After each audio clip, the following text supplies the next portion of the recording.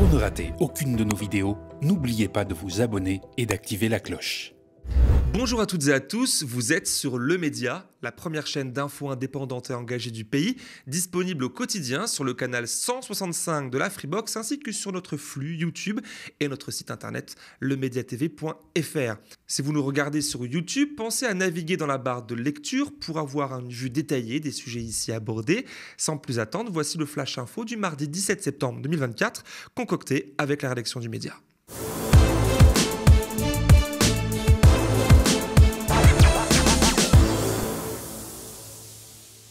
C'est un événement inédit sous la Ve République.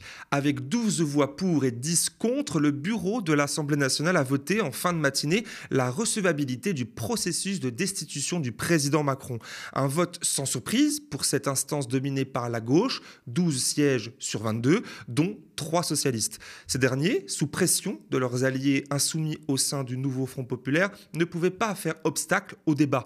Car à cette étape, c'est uniquement de cela dont il s'agit, un vote pour que le débat ait lieu à l'Assemblée nationale et il aura donc lieu. Mais dans le même temps, les députés socialistes ont d'ores et déjà affirmé, malgré leur vote pour ce matin, qu'ils se prononceront contre l'adoption à l'Assemblée nationale, estimant, je cite, la procédure vouée à l'échec.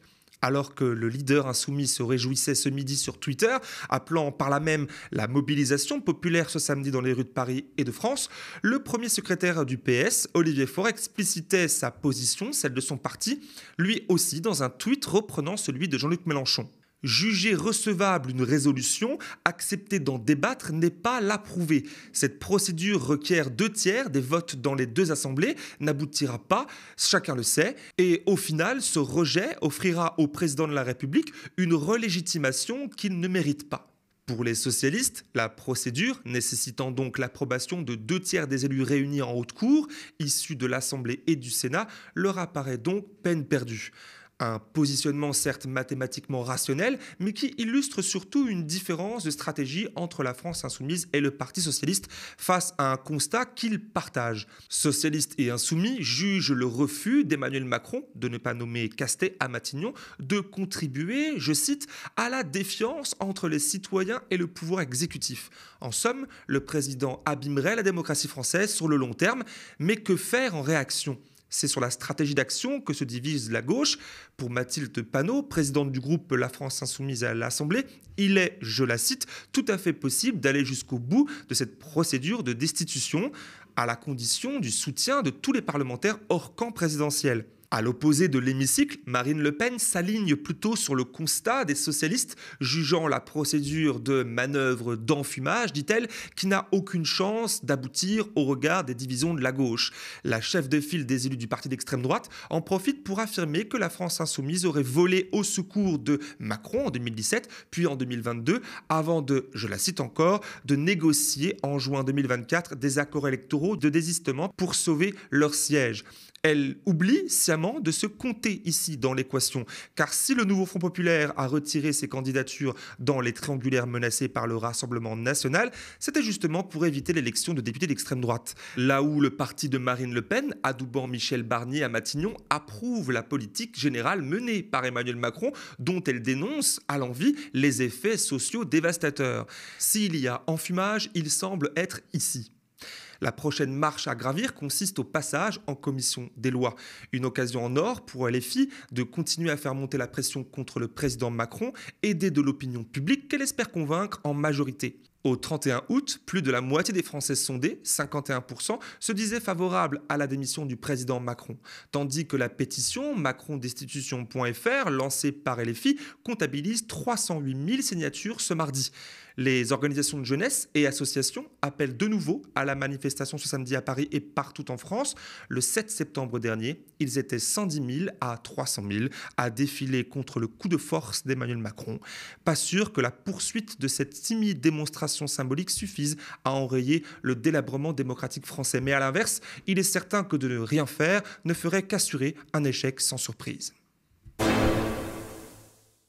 À Matignon, il semblerait que l'on tente de gagner du temps sur la présentation du futur budget 2025 dans le cadre du projet de loi de finances tant attendu par les parlementaires. Il faut dire que le duo Macron-Barnier est attendu au tournant, mais le Premier ministre a déclaré qu'il ne s'estimait pas en mesure de respecter les délais légaux et ne compte transmettre son projet de loi de finances que le 9 octobre prochain.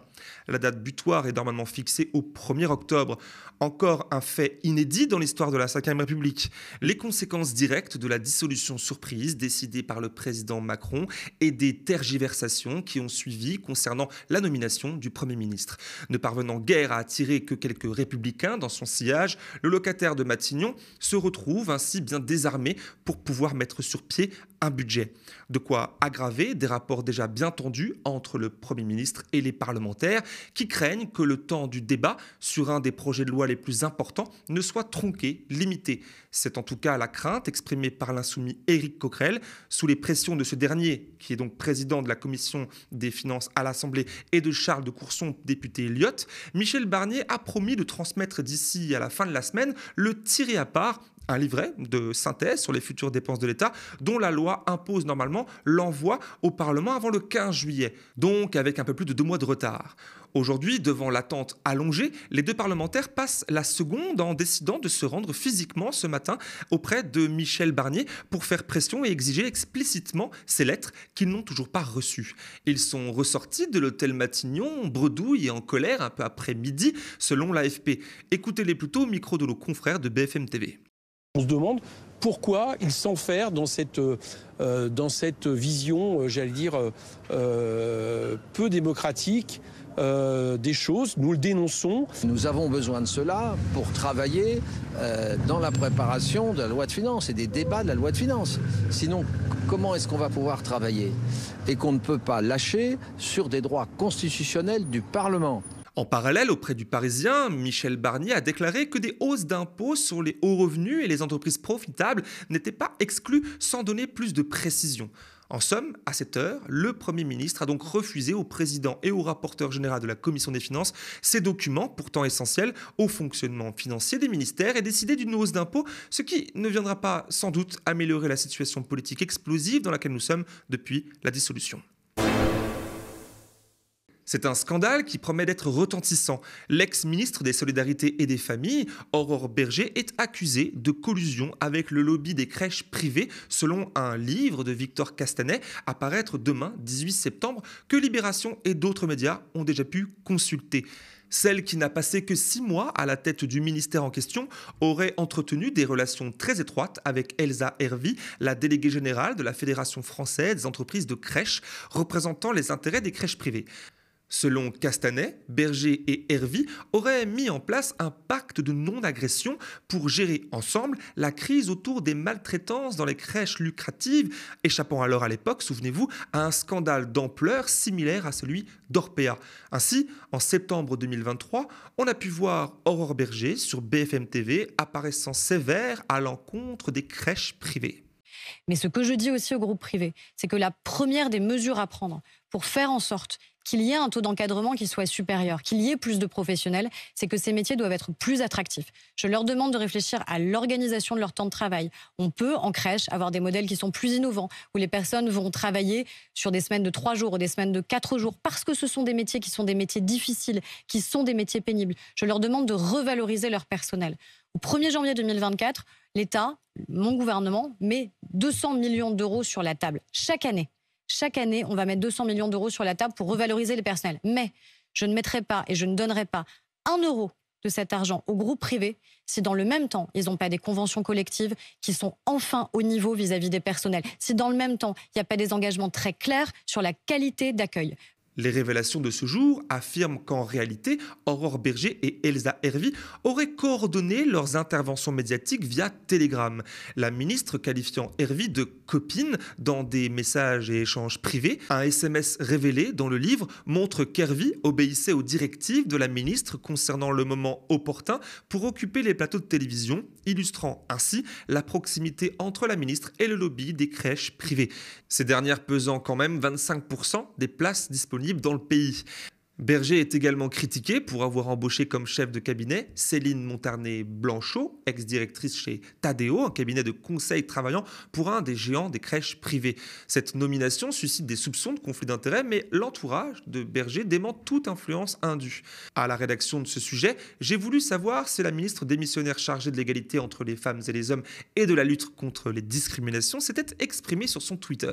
Surprise, la responsable politique macroniste a jugé bon de bloquer le compte d'un journaliste. J'ai néanmoins pu consulter son fil où rien ne mentionne l'affaire. Sans doute applique-t-elle la stratégie de pas de vague en attendant que la tempête passe.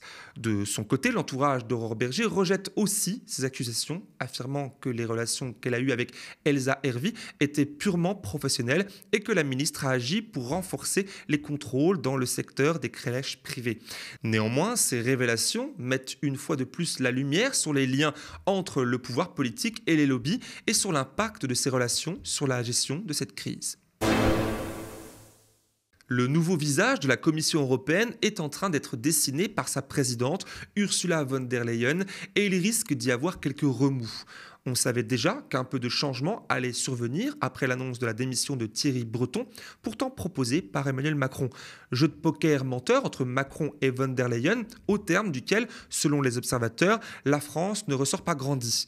Est-ce que la présidente de la Commission se serait permise de décider à la place du président français qui doit représenter la France au sein de l'institution principale de l'Union européenne ? Thierry Breton a en effet déclaré dans sa lettre de démission transmise à von der Leyen et publiée sur son compte Twitter, je cite, « Il y a quelques jours, dans la toute dernière ligne droite des négociations sur la composition du futur collège, vous avez demandé à la France de retirer mon nom, pour des raisons personnelles qu'en aucun cas vous n'avez discuté avec moi. » Les nouveaux visages de la Commission européenne sont donc connus, puisqu'on sait par exemple que le ministre démissionnaire des Affaires étrangères Stéphane Séjourné, proposé par Emmanuel Macron en remplacement de Thierry Breton, donc obtient le portefeuille clé de la vice-présidence de la stratégie industrielle. Une nomination qui apparaît comme une récompense pour Séjourné après 10 ans de fidélité à Emmanuel Macron et 8 mois passés sans éclat au Quai d'Orsay. Une autre surprise nous est parvenue avec cette nouvelle Commission européenne, c'est Leïla Chaibi qui nous alerte via une vidéo qu'elle a postée sur son compte Twitter. Écoutez. Je vous fais une réaction spontanée là, parce que je suis stupéfaite. Ursula von der Leyen, la présidente de la Commission européenne, vient d'annoncer le portefeuille des commissaires. Elle vient de dire quel commissaire européen serait chargé de quoi. Et moi j'hallucine, total. Là vous voyez, vous avez un petit, je ne sais pas si tu vois Christophe, il y a un schéma où c'est l'organigramme de la Commission européenne. Moi, je cherche les sujets qui m'intéressent, donc c'est l'emploi et les affaires sociales. Vous savez, la précédente mandature, j'ai vachement bossé avec Nicolas Schmit, qui était le commissaire à l'emploi et les affaires sociales. Moi, je suis en commission emploi et affaires sociales. Je cherche. Aucun commissaire chargé de l'emploi et des affaires sociales. Les affaires sociales et l'emploi seraient-ils le cadet des soucis d'Ursula von der Leyen ? L'autre nomination qui inquiète, c'est celle du ministre des Affaires étrangères italien Raffaele Fitto, membre du gouvernement post-fasciste de Giorgia Meloni. Fitto devient donc rien de moins que le vice-président de la Commission européenne chargé de la cohésion et des réformes. Une décision très vite saluée par la présidente du Conseil italien, que je cite, « L'Italie retrouve son rôle central dans l'Union européenne. » Mais quelle Italie et quelle commission ? Une commission toujours plus néolibérale et conservatrice ? Les indicateurs semblent nous le montrer, mais seul l'avenir nous le dira.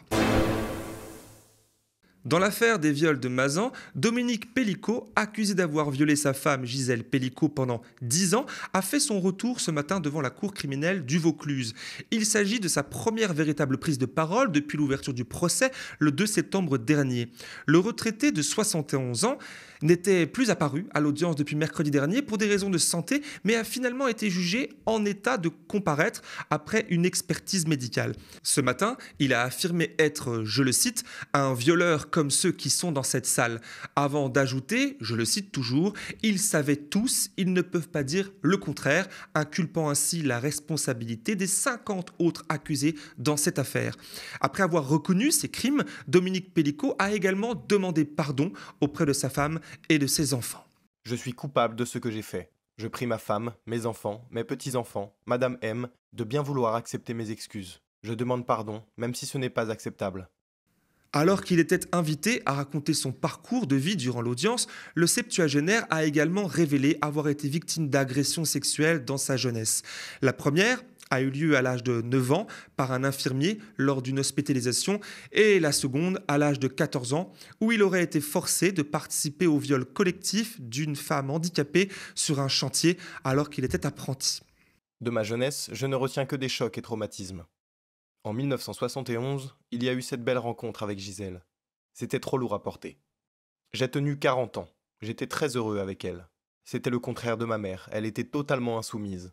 J'avais 3 enfants que je n'ai jamais touchés. Elle ne méritait pas ça, je le reconnais. Accusé d'avoir drogué sa femme aux anxiolytiques pour ensuite la violer et la faire violer par des hommes recrutés sur Internet, les récentes déclarations de Dominique Pellicot sont cruciales dans le procès des autres hommes, âgés aujourd'hui de 26 à 74 ans, ayant donc, on le comprend, également participé au viol de Gisèle Pellicot. La cour criminelle du Vaucluse devrait d'ailleurs juger 4 d'entre eux les prochains jours. Merci à vous d'avoir suivi ce Flash Info de l'été qui s'étend un peu sur la rentrée du média. La rentrée arrive pour bientôt. Sur tnt.lemediatv.fr, vous êtes déjà plus de 50 000 à avoir signé notre grande pétition pour une répartition plus équitable et plus démocratique des fréquences TNT. Et merci à toutes et à tous d'avoir même signé sur notre stand ce week-end à la Fête de l'Humanité. N'hésitez pas à la partager autour de vous, cette pétition. Et puis bien sûr, il n'y a que vous, que votre soutien qui peut permettre l'existence et la pérennité d'une chaîne d'information comme celle-ci, libre et indépendante. Chaque don, chaque abonnement compte. Pour ma part, je vous remercie de votre attention et de votre fidélité. On se retrouve dans l'espace commentaire et d'ici là, bonne soirée sur le média.